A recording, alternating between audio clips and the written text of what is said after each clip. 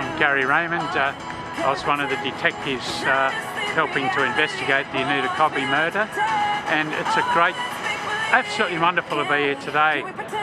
Anita Cobby's father, Gary, said to me one day when I was up having a cup of tea with he and Grace, or Peg, he said, "Grab my hand," and he held it so tight and he said, "Gary, something good has to come out of something so bad." And I said to him, "Gary, it will." Well, here we are. The Homicide Victim Support Group was formed, and here we are now, ready to build Grace's Place, a beautiful respite and refuge for children left after a homicide.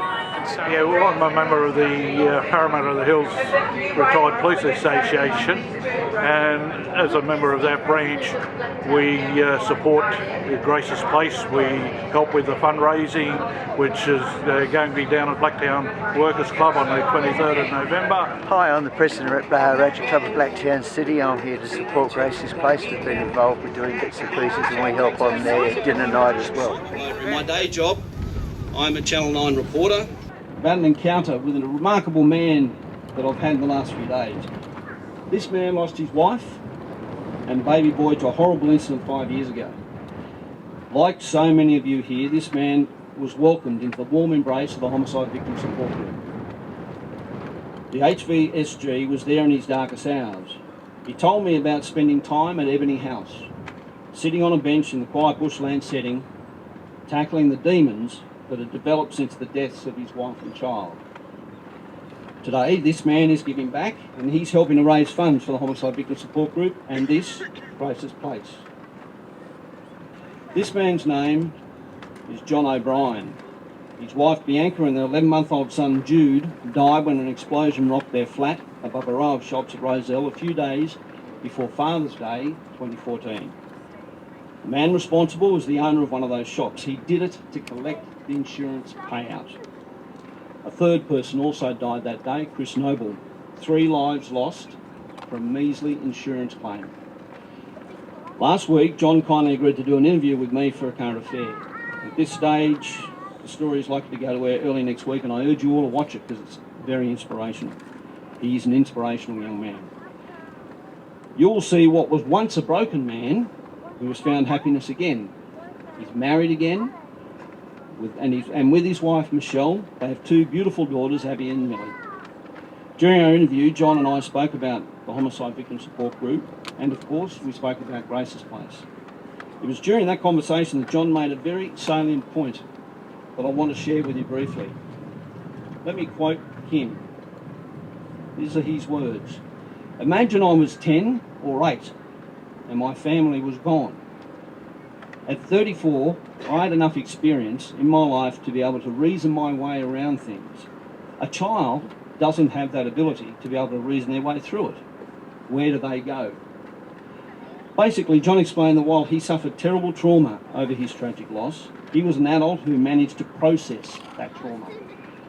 He was able to call on his life experiences and his own mental robustness to help him cope. Let me quote him again. "If I didn't have the ability to simply reason myself to the next day, where do children go?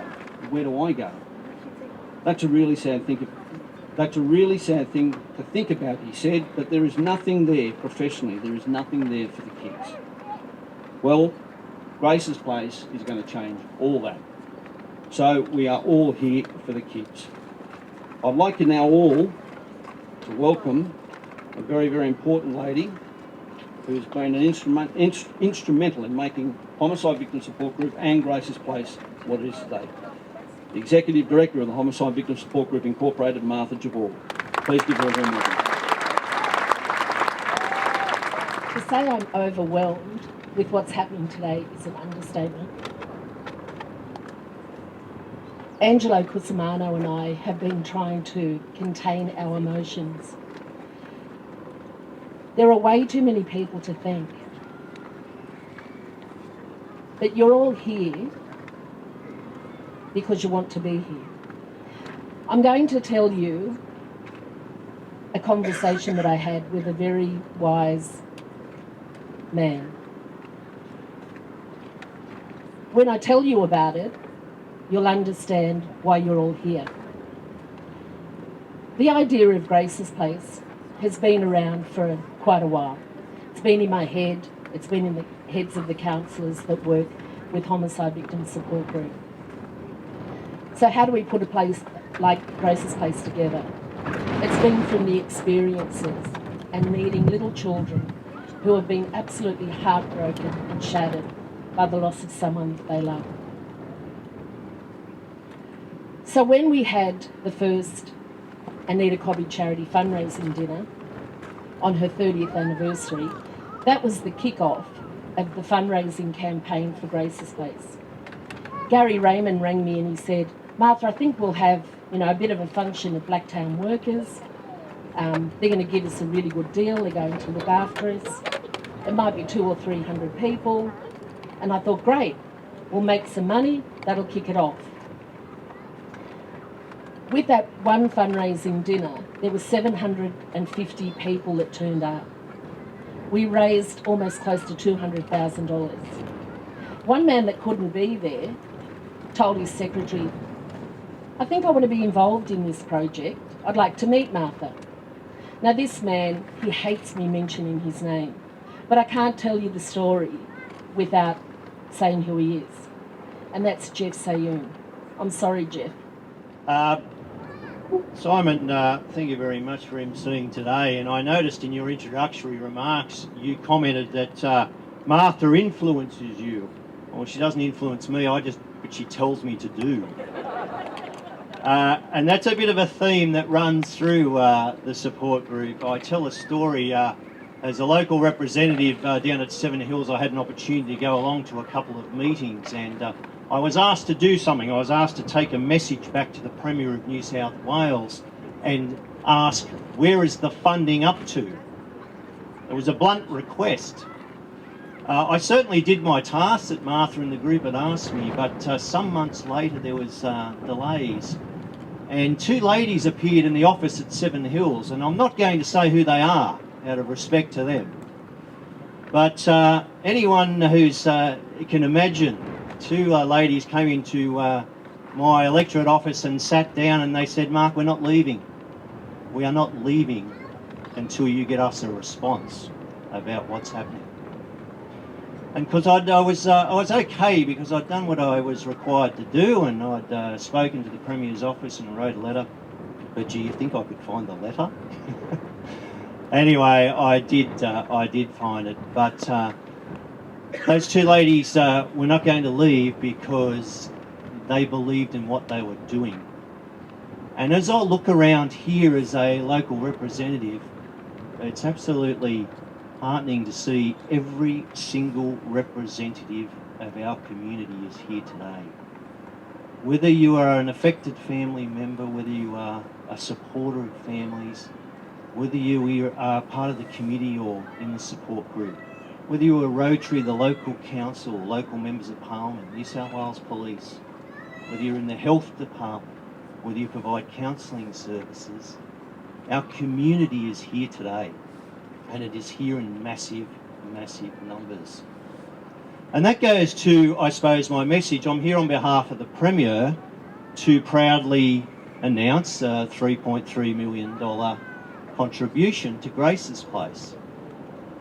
But in reality, it's not government's role to lead in places like this, because each and every single one of you that are here today, you know what needs to be done. You've recognised the need and you've said there was a gap. So I think it's wrong for government to claim any credit at all, because I honestly believe that the credit lies with each and every one of you who have said, we know precisely what is needed. We don't need a government bureaucracy. We don't need the sterile environments of government offices. We need a place where there is love and support and friendship. We need a place where the young children, the future of tomorrow, can come and reflect, where they can cry, where they can grow, where they can be strengthened.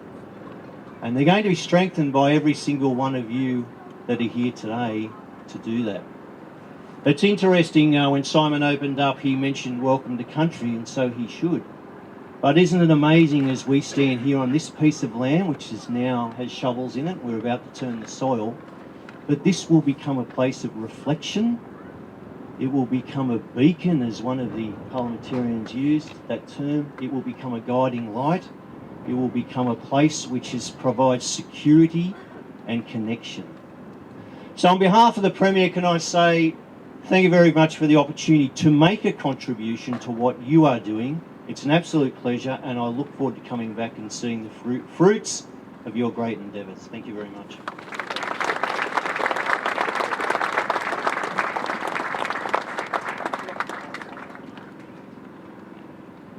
Representing the opposition leader, Mayor of Blacktown, Member for Blacktown, Mayor Stephen Barley MP, please.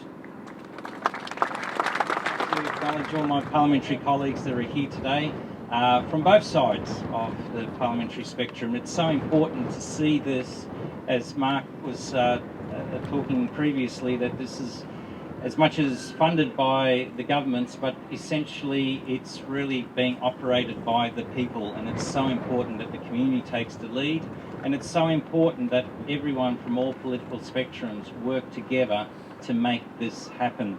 Obviously my fellow councillors that are here, Kathy Collins and Suicide Benjamin, this partnership on the local level for Blacktown Council, Sue Ellen Fitzgerald, that's here from the CEO of the Western Sydney Parklands in the front.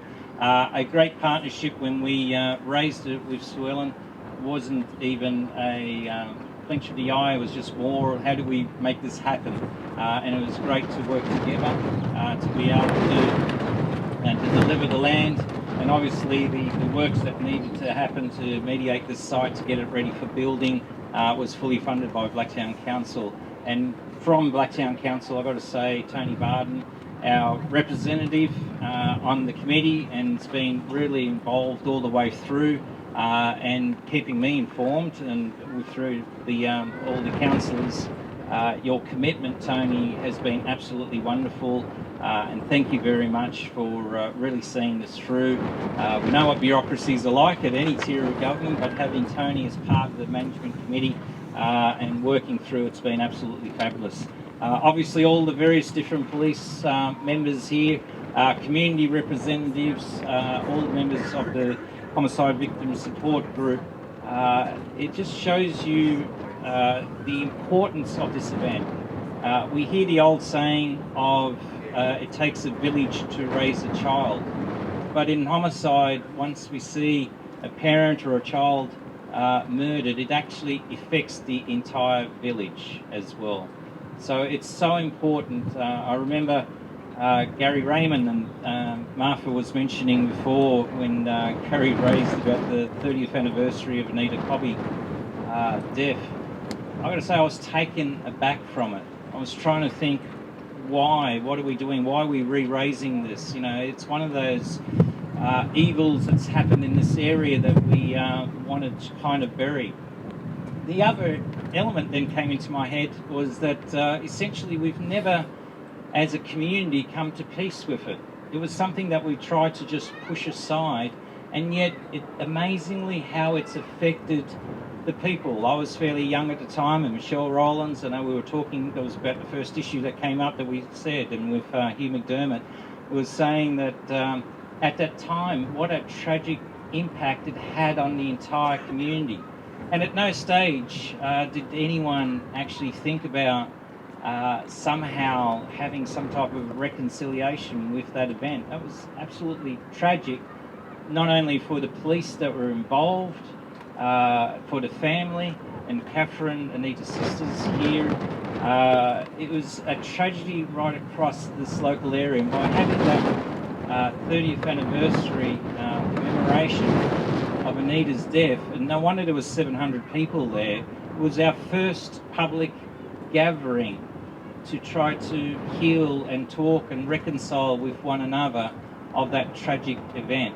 And it just shows you that having this building of Grace's Place, it just, as we've heard before, being the beacon of light, bringing people together, it's so important for children, for families to be able to gather here, to be able to work through issues. You'll never overcome. Obviously, there's always challenges in life and it always comes back at certain times. But having this facility, a world first, to have it not only in Western Sydney but here in the city of Blacktown, my hometown of Doonside, is brilliant. And having it in this location near a school, near football grounds, hopefully near a station that will have a lift one day, Mark. Well, I work in Doonside lifts, so it's the Doonside community will be upset with me if I don't talk about Doonside lifts. Essentially, it's so important that we come together here. Blacktown Olympic Park just down the road, where we're building a recovering rehabilitation centre. There's so many different synergies that are here that we can provide opportunities. So Martha, thank you very much for allowing me to have a small part of being here and identifying and supporting the location. I thank all my councillors and council staff who enthusiastically embraced it from day one, and I look forward to the completion of this facility, because it will make a difference to people's lives. And the final point is the amount of shovels we have here, I believe we will have the foundations laid today. So, thank you very much. Prospect, who's going to read a message from Trish Doyle, but before he does, you may well hear a chopper above us. Thanks to Gary Raymond and the good folk at Polair, it's an official fly past in honour of Grace's Place. Thank you, Simon. Martha and the other members of the Homicide Victim Support Group, thank you for today. Thank you for this initiative. Grace's Place truly will be a wonderful institution to protect our children to go. And I think it's very fitting that it's going to be based in a place which is opposite a school, in the centre of our community here in Western Sydney. There are so many members of Parliament who wanted to be here today. There are so many community leaders that couldn't be here. And Martha received many, many letters from those people. And she rang me earlier this week and asked me to read out a section of one of those letters. And the letter is from Trish Doyle, who's a member for the Blue Mountains and also the Shadow Minister for domestic violence. I think that what I'm about to read reflects not only what I think, but very much my parliamentary colleagues, local government, and many community leaders. Our role as members of Parliament is to make sure there are laws in place and that the funding is there to protect our community, but also to make sure, I believe, that those laws are focused for justice for victims and their families. This week we saw a failure of that. And so we must continue to endeavour, away from party politics, to make sure the laws are in place so our community is protected. So I'll read this section from Trish Doyle's letter. Over the years, I have followed the work of the Homicide Victim Support Group. I acknowledge the work of Grace and Gary Lynch and Peter and Christine Simpson, who through their grief came together to set up this organisation that has been instrumental in assisting families and friends of homicide victims to deal with their trauma for the past 25 years. I am sure that for many of those who have sought support,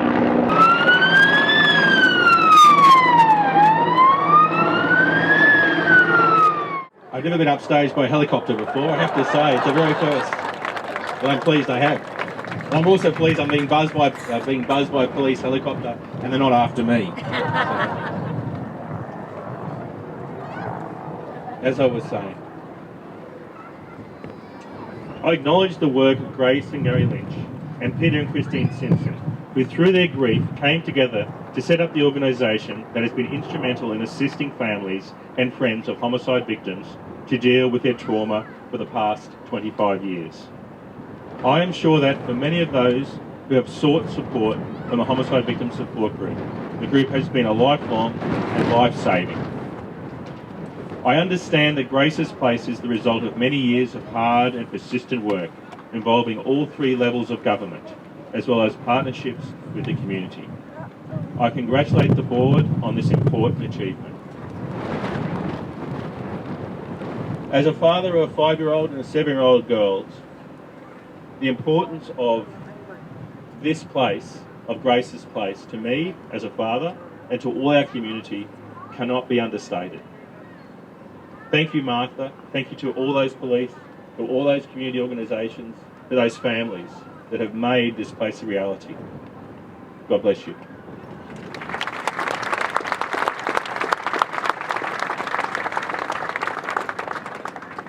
Unfortunately, just a short time ago, our numbers dropped. I saw a number of blokes jumping back fences when that siren went off. You can come back now, it's all right.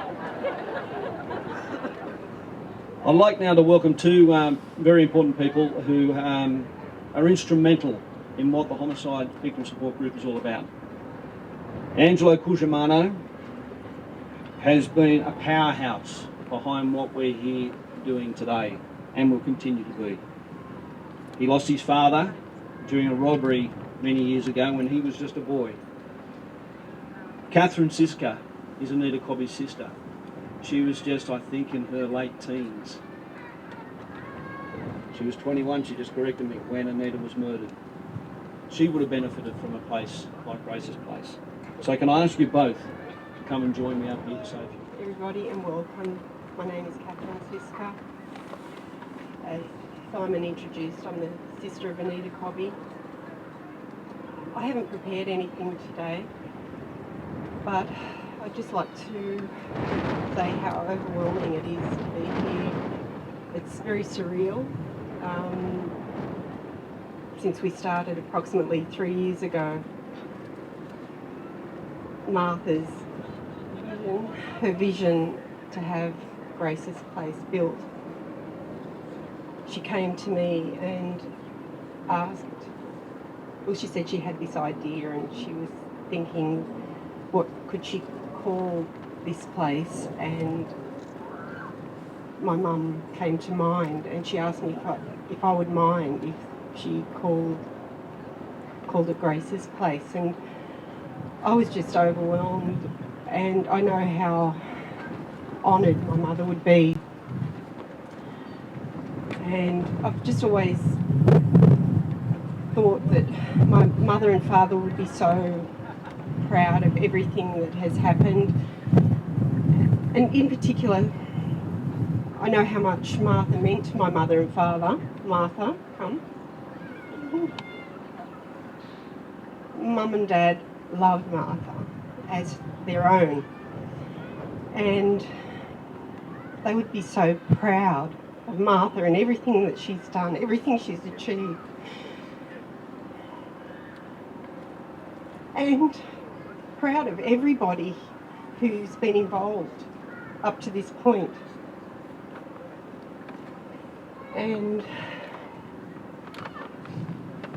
my parents were very simple people, but it was my father's wish that something positive would come out of something so tragic, and I think we can see that all happening. Thank you all. I'm very honoured to be patron of Grace's Place, and I look forward to seeing you all here, I hope, on the grand opening. Thank you.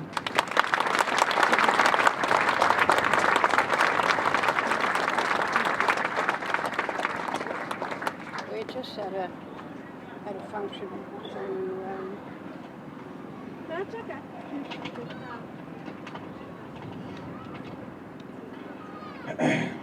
The moments after learning that our dad wasn't coming home are still very clear in my mind. After the police arrived at the shop, I was taken home. Mum was waiting outside and she was very concerned about Dad, but I reassured her that everything was okay, because that's what I was told. Well, it wasn't. We waited at home for an hour or so. My cousins, Rita and John, arrived to pick us up and take us to our auntie's house, where they said Mum was waiting for us. When I arrived, I went upstairs. Everyone was looking at me. Mum was upset, and I thought she was just sad that Dad had been hurt, but he was going to be okay. A chaplain by the name of David Warner, whom I'd never met before, was sitting next to Mum, comforting her to speak. I knew something was wrong. At that moment, I still remember the way she expressed the news. My reaction to learning that Dad was never coming home was immediate anger. I remember.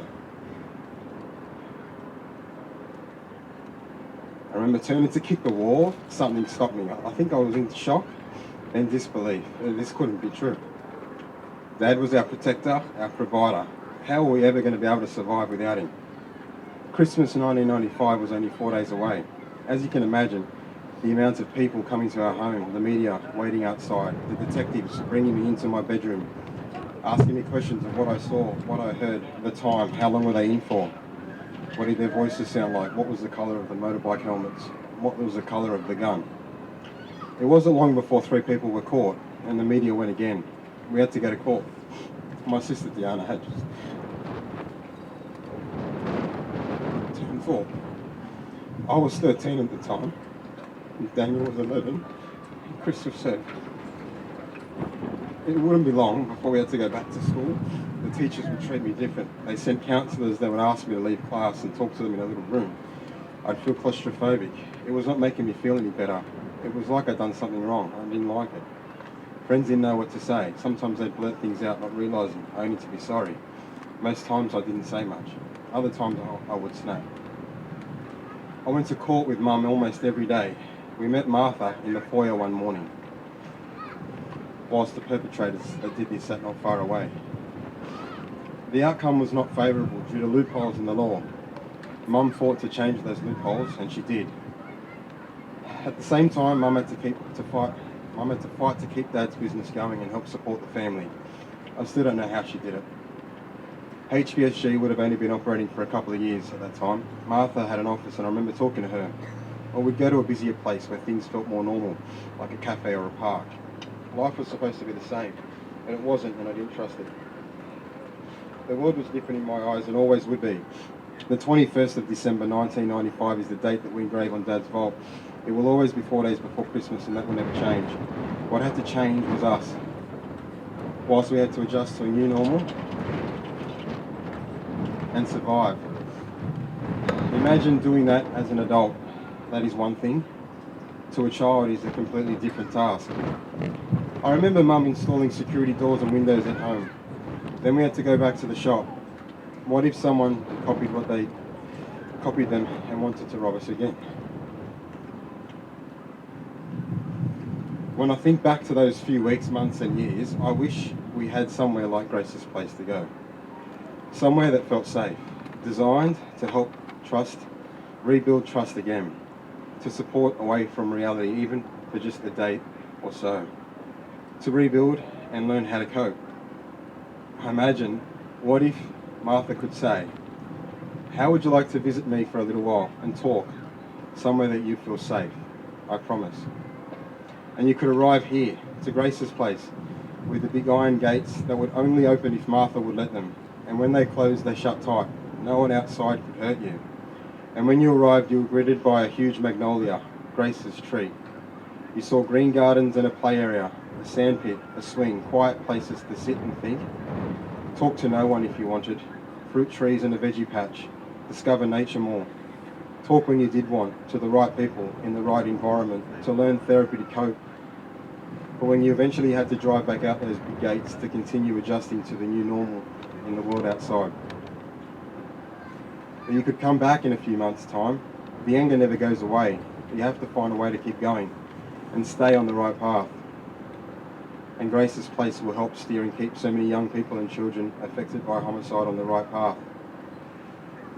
On behalf of myself and other family members of Grace's Place Committee, I wish to thank everyone for your efforts. You want to know who you are. Love, compassion, determination to see this project, Grace's Place, become a reality. Without you, we wouldn't be here today. The world can be a great place. In less than 24 months' time, on this land, those iron gates will make sure of it. Thank you to you all for joining us on this very special occasion.